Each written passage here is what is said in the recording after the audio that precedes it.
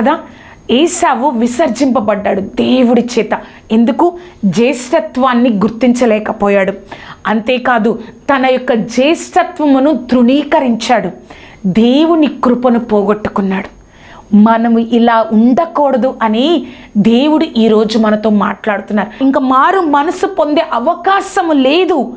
ఇంకా ఎంత బాధపడిన ఆశీర్వాదం అంతా యాకోబుకి వెళ్ళిపోయింది. మారు మనసు పొందే అవకాశం కూడా లేక దేవుడి నుండి విసర్జింపబడ్డారు.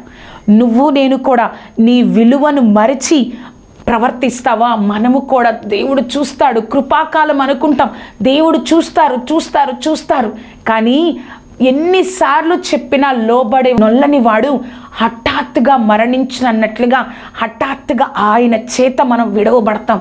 ఈ లోకంలో ఒక ప్రశ్నగా అకాల మరణాలు, ఆశీర్వాదం లేని జీవితంతో మన జీవితాలు ముగింపబడతాయి.